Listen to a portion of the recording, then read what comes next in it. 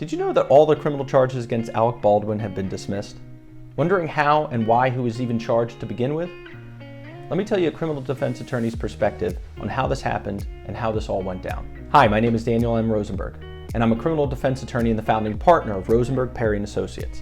It is also my personal goal and passion to provide education to individuals before they become involved and entrenched in the criminal justice system. So, most of you are aware of the allegations against Alec Baldwin. In October of 2021, Alec Baldwin was filming a movie, Rust, in Santa Fe, New Mexico. He was practicing with a prop gun, and he was practicing firing that weapon when it went off.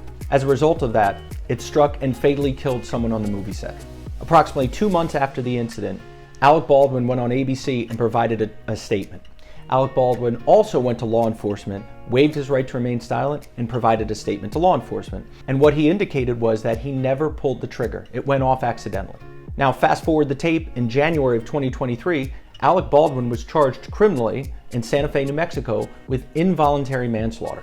Now, if convicted of involuntary manslaughter in New Mexico, Alec Baldwin would be facing 18 months in state prison. Just prior to his trial, in April of 2023, all charges against Alec Baldwin were dropped. Now, the state indicated that evidence had changed, and so they didn't feel that they could prove their case beyond a reasonable doubt.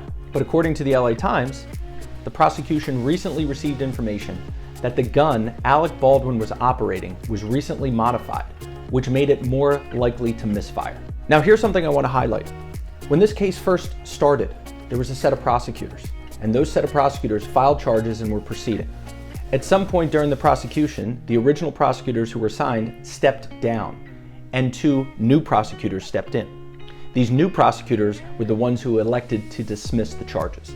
Now, I'm not saying that anything nefarious or untoward is going on here, but this is something I highlighted in my first Ja Morant video, and I want to highlight again right now. The decision to charge, dismiss, or to prosecute all lies with an individual, with a person. And that person or person's opinion and perspective is critical in the outcome of your case.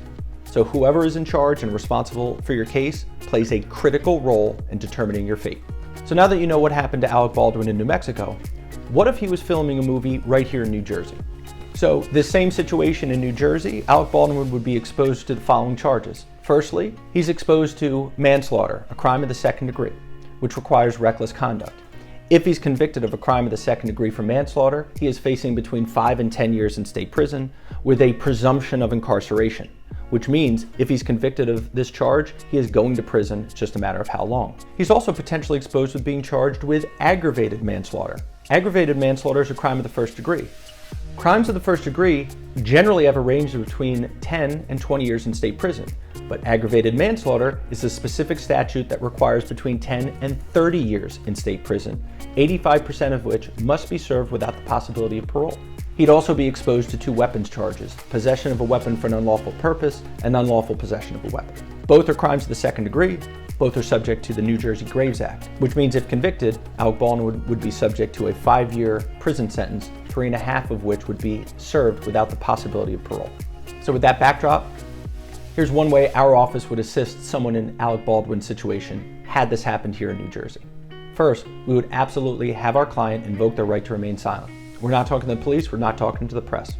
Talking to the press is something that a lot of people want to do. They want to get their side of the story out. They want the public to know that they didn't do anything wrong. That is not going to serve you well in a criminal prosecution. When you're talking to reporters, they have no obligation to write the story that you want them to write. They're going to write the story that they want to write based on the information that you provide or don't provide. Next, we would explain to our client that even if you did something accidentally and you didn't have any intent to do this, you can still be criminally charged. Third, we would indicate to our client that while he is remaining silent, there's plenty we can do. And firstly, we would obtain all the discovery in the case which we're entitled to.